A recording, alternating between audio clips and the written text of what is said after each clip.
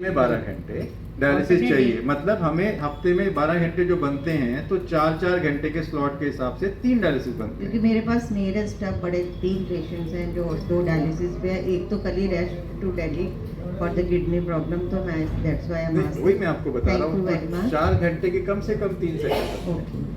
और जो दूसरा एस्पेक्ट है वो एस्पेक्ट है कि क्या कॉम्प्लिकेशन को आप अर्ली पकड़ पाएंगे। जैसे किसी की, आपके पेशेंट की या किसी भी पेशेंट की है, तो क्या वो कॉम्प्लिकेशन अगर उसको हो रही है, कोई हार्ट की प्रॉब्लम हो रही है। This is technician from TD Multi Specialty Hospital. I am working as a kidney care dialysis technician from last 8 years. So जैसे कि सर ने बताया किडनी की हेल्थ किस तरह से हम बेटर रखें, पेशेंट्स के अकॉर्डिंग हमारे क्या क्या क्वेरीज रहती हैं।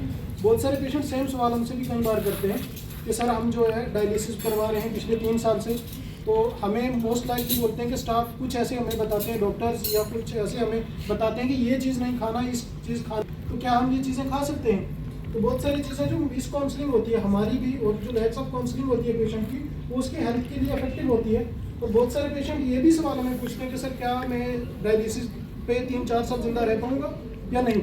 लेकिन ऐसा नहीं होता। अगर क्वालिटी डायलिसिस हुई डिसीज टू द पेशेंट, तो पेशेंट 20 से 25 साल तक वेरी इजी लाइफ जी सकता है। हमारा एक ऐसा पेशेंट था जो लड़का था कि 13 ईयर एज ओल्ड था, वो उसका डायलिसिस स्टार्ट हुआ था, now is 35 year old.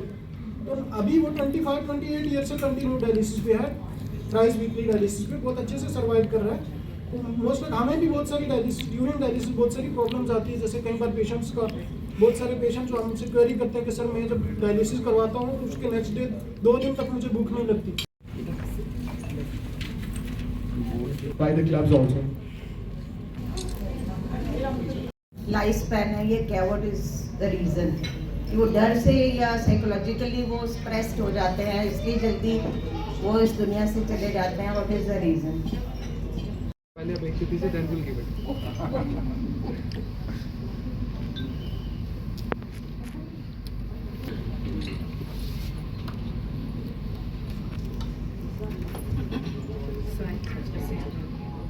This experience. Yeah, it was for tonight. Kidney health, I would say, rather than. Your expertise has made a lasting impact on all of us. Thank you, sir. We are especially honored to have celebrated and felicitated 5 outstanding dialysis technicians from Jammu region. We have taken a lot of time to get them all on this stage. As we conclude, let us take forward the key message for today: prioritize kidney health, encouraging regular screening and spreading awareness in our communities. Together, we can make a positive impact in the fight against kidney disease. Thank you once again. Thank you all. अगर आज की date में अगर हम check करने जाएं तो हमारे यहाँ पे डायलिसिस जब पेशेंट कराता है तो उसका जो डर है वो हमेशा बरकरार रहता है। तो वो कोशिश करता है कि वो कम से कम डायलिसिस कराए। तो कुछ तो सिर्फ हफ्ते में 1 डायलिसिस कराते हैं। कैन यू इमेजिन, हफ्ते में 1 डायलिसिस, जो कि इनसफिशिएंट है।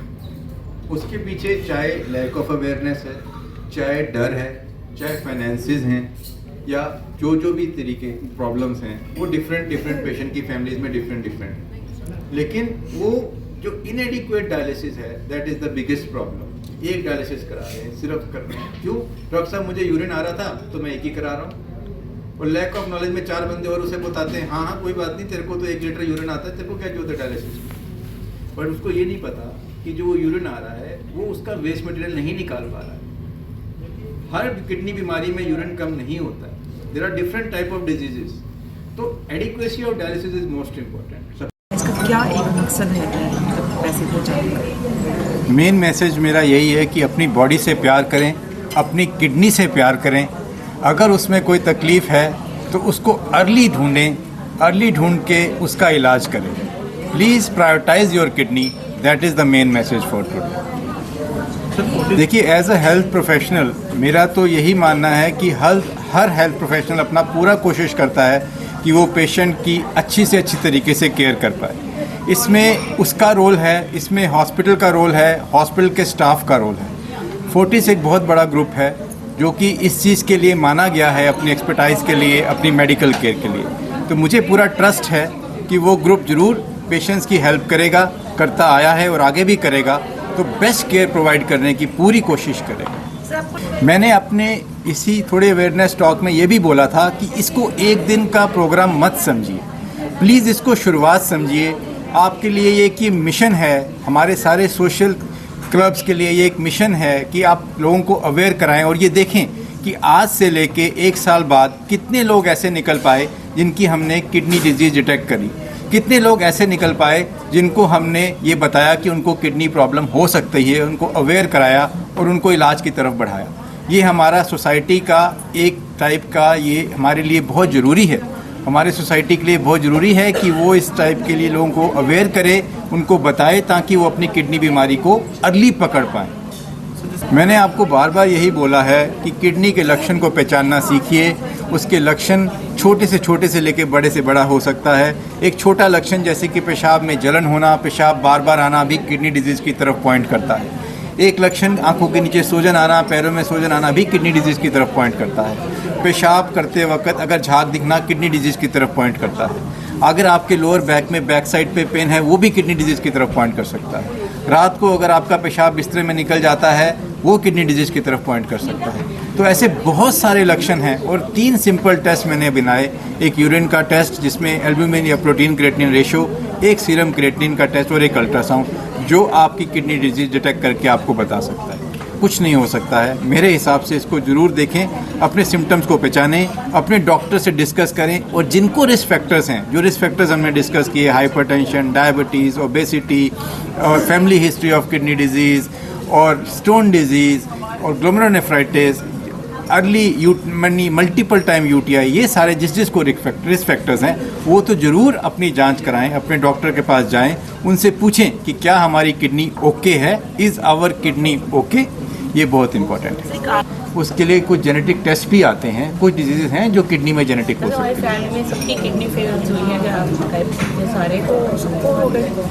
नहीं, ऐसा जरूरी नहीं है मैम। उसके स्पेसिफिक जेनेटिक टेस्ट हैं। हर डिजीज़ जेनेटिक हर एक को नहीं हो सकती है, उसके स्पेसिफिक टेस्ट हैं जो हम रन करते हैं। अगर ऐसी कोई प्रॉब्लम है तो आप प्लीज़ अपने डॉक्टर से ज़रूर डिस्कस करें। मैं आपको बार बार यही बता रहा हूँ कि ये ज़रूरी नहीं है कि आपको सिम्टम्स आएँ। शुगर पेशेंट को भी जब सिम्टम्स आएंगे तब तक किडनी डिजीज़ एडवांस हो चुकी होगी। प्लीज़ समझिए, रिस्क फैक्टर अगर आपको है तो आपको प्रीएम्प्टिव बढ़ाना है, आपको प्रोएक्टिव बनना है। सिम्टम की वेट करेंगे अगर शुगर डिजीज़ में तो वो तब तक तो ख़राब कर देगी आपकी किडनी, बढ़ा देगी। तो जिसको लक्षण रिस्क फैक्टर है उसको तो प्रोएक्टिव होना है। प्रोएक्टिव मतलब आपके पास रिस्क फैक्टर है, आप प्रोएक्टिव होकर खुद जाके डॉक्टर से पूछें कि क्या हम जांच करा के देख लें ये वाली। This is proactivity.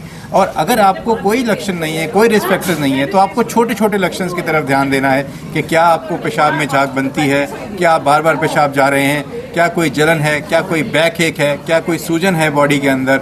ये इस टाइप के रिस्क फैक्टर, इस टाइप के सिम्टम्स अगर आपको आ रहे हैं, भूख कम लग रही है, स्मेल आ रही है ज़्यादा, ये तो एडवांस डिजीज़ में भी होने लग जाता है। अर्ली डिजीज़ के अंदर छोटे सिम्टम्स जैसे कि बार बार पेशाब का जाना, पेशाब में झाग बनना, पैरों में सूजन आना, आंखों के आगे थोड़ा सा रात को उठे, सुबह उठे तो सूजन आ जाना, ये अर्ली डिजीज़ के सिम्टम्स हैं। इसको ज़रूर पकड़िए। और रात में बिस्तरे पे बेड करना भी किडनी डिजीज़ की सिम्टम हो सकती है, बेड पे यूरिन करना भी किडनी डिजीज़ का सिम्टम हो सकता है। इसको भी